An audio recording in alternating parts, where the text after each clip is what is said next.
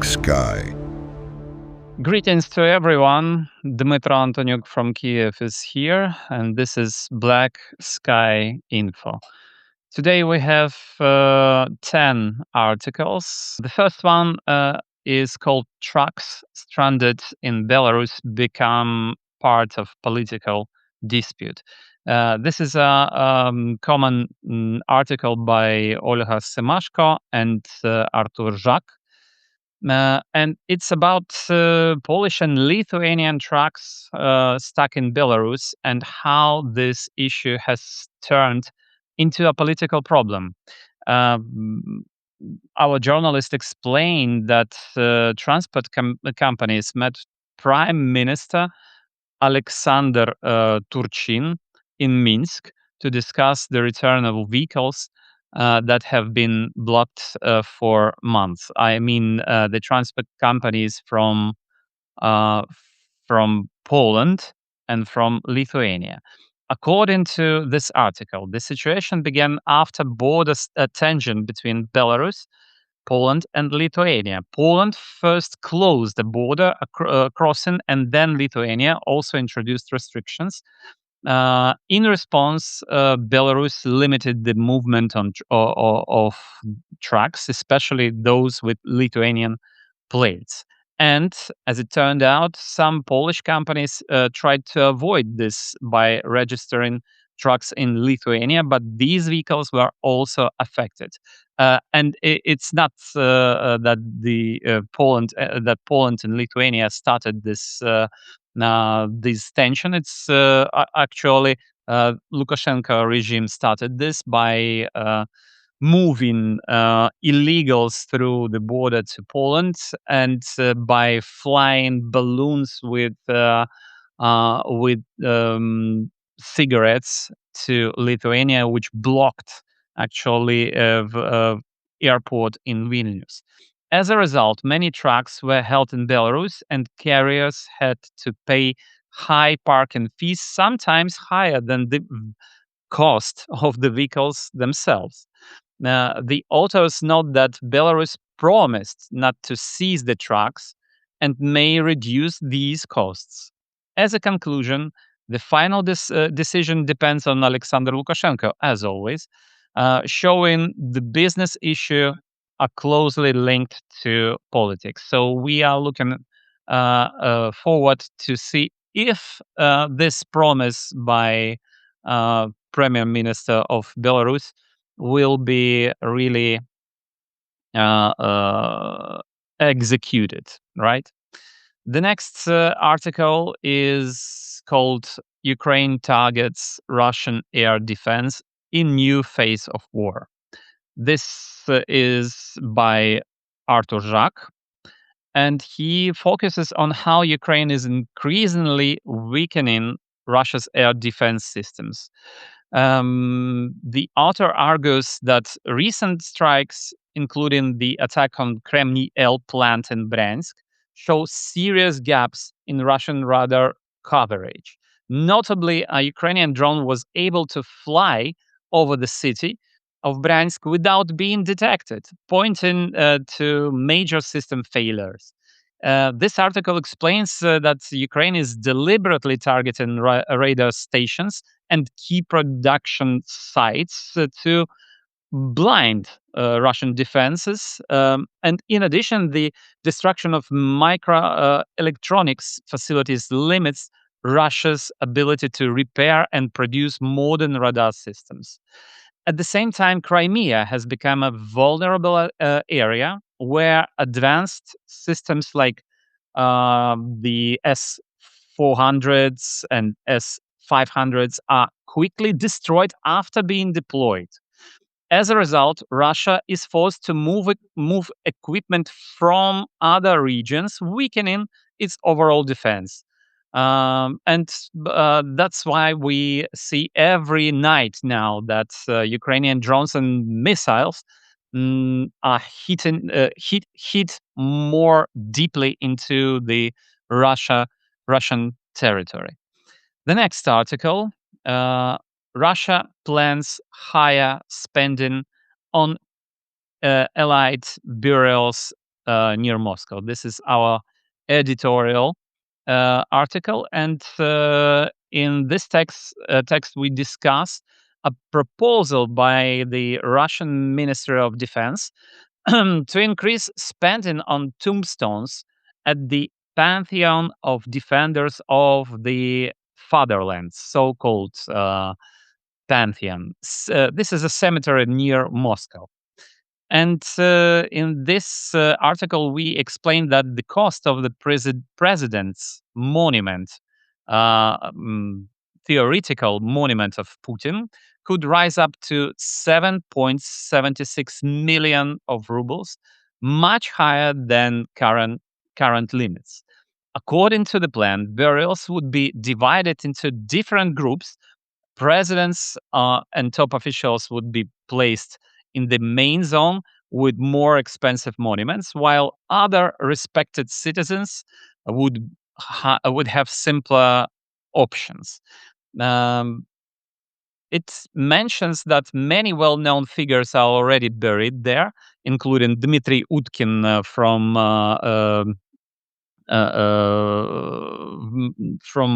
Prigozhin's military private unit,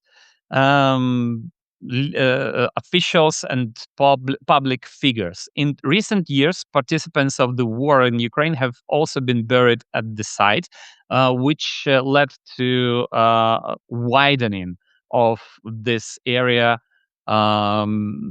by many hectares.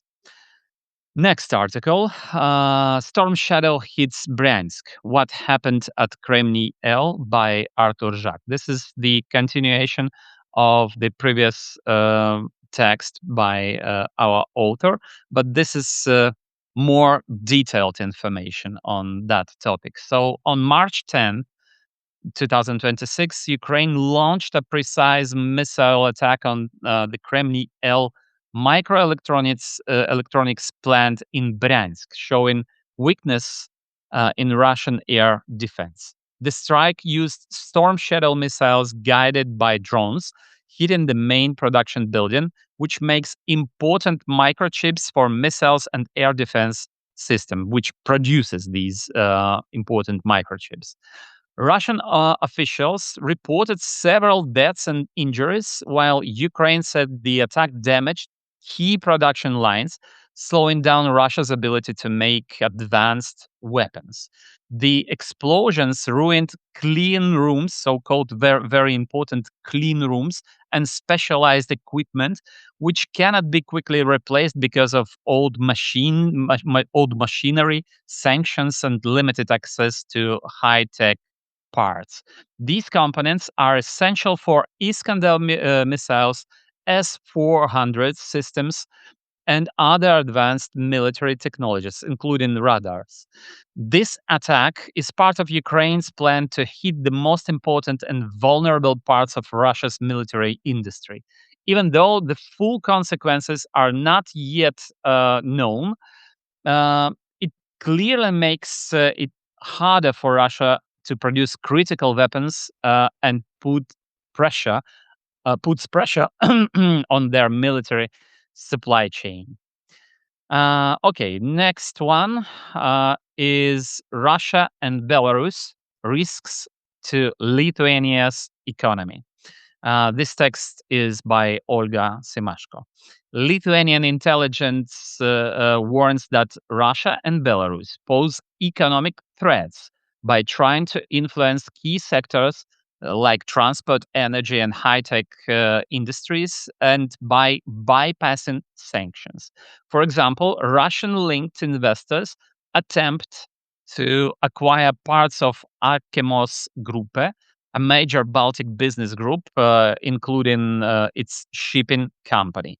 The deal failed due to shareholder disputes, but highlighted ongoing risks. Other risks include Russian and Belarusian companies seeking Western technologies through Lithuanian ones. The report mentions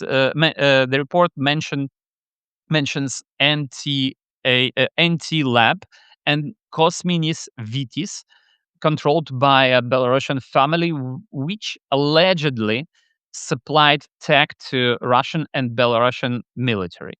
Additionally, BK Software, led by Russian citizen Kirill Lupandin, reportedly cooperated with Hong Kong companies supplying components for Russian drones. Lithuania's intelligence considers these activities a direct threat to national security. Next one, Belarus frees some prisoners, but repression continues. This is by Andrus Hayowy, this text. And Belarus, in this text, Belarus is trying to look better to Europe by freeing some political prisoners, but repression is still happening. Since November 2024, about 490 people were pardoned, so-called pardoned, often because of health, age, or help from U.S. envoy John Cole. Many of them were sent out of the country. At the same time, at least 673 new political prisoners were jailed, and now more than 1,100 people are in prison for political reasons. Some well-known prisoners like Nobel laureate Ales Bialatsky and opposition figures Viktor Babaryko, Maria Kolesnikova, and Maxim Znak were released after U.S. negotiations. In return, the U.S. lifted sanctions on Belarusian companies Belavia and Belaruskali. Belarus also, but in this article, mm, uh, uh, Andrus Hayowy tells that this is not enough for Lukashenko's regime because um, Belarus has the very important uh, borders with European Union, through which or to which Belarus wants to import its products, but the sanctions from European Union still linger on, and that infuriates regime of Lukashenko. The next one, a short article again by Andrus Hayowy. It's Naftogaz wins 1.4 billion US dollars from Gazprom. Recently, the Swiss Federal Supreme Court confirmed that that Russian Gazprom must pay Ukrainian Naftogaz 1.4 billion US dollars. The dispute began in May 2022 when Russian forces seized the Sokhanivka compressor station in Ukraine, stopping part of the gas transit to Europe. Under the 2019 ship or pay agreement, Gazprom had to pay for gas transit even if it wasn't fully delivered.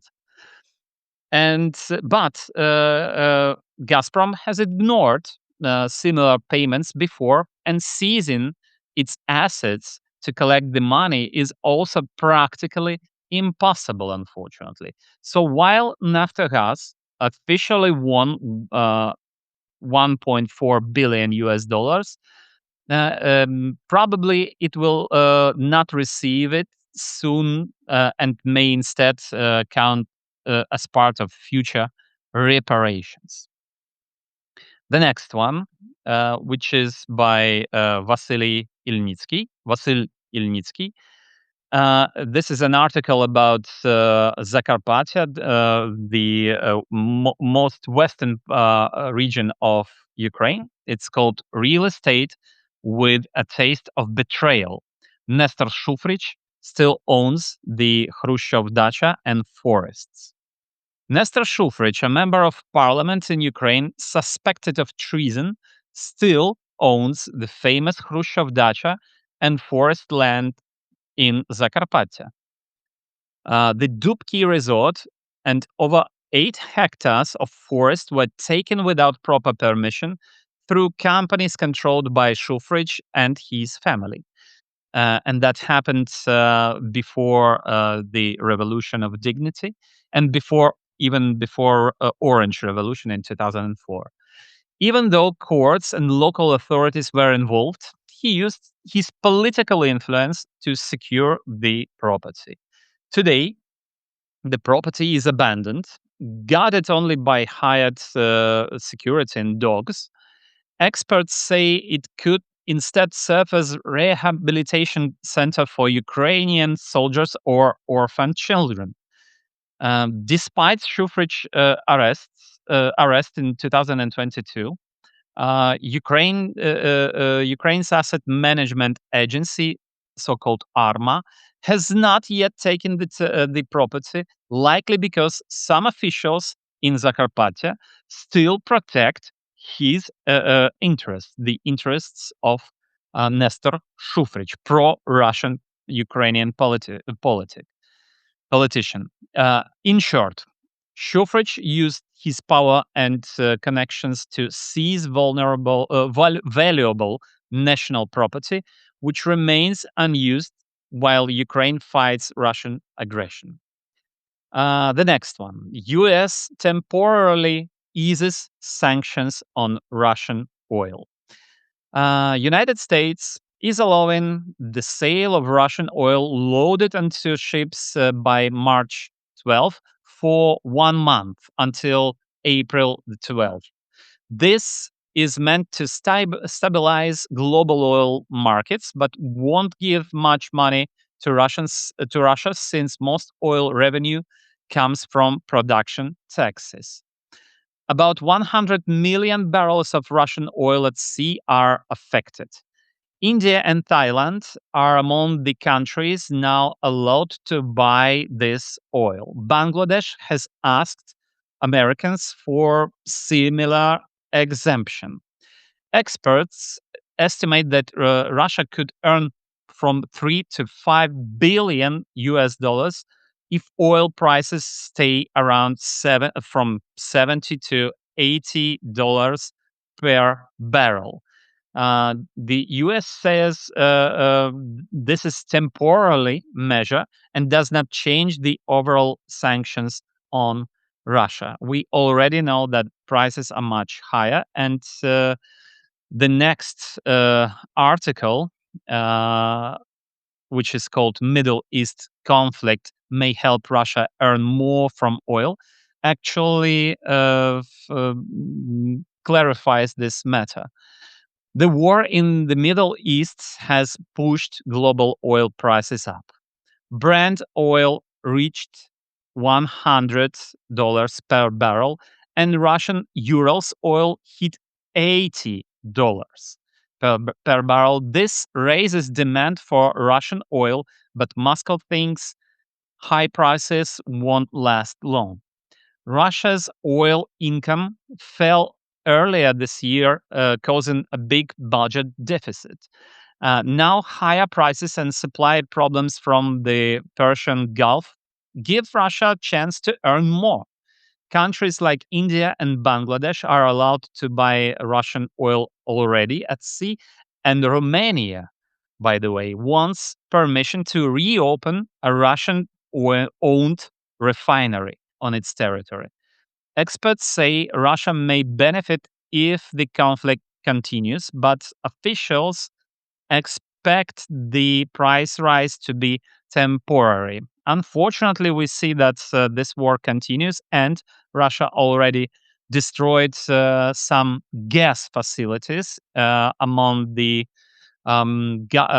Persian Gulf countries, which already now takes global prices for gas much higher, and the crisis for oil and gas continues and gives, unfortunately, more and more assets, more and more money to Russia. Okay, thank you very much. That was it for the last week of our texts. My name is Dmytro Antoniuk. I am from Kyiv in Ukraine, and stay tuned. Bye bye.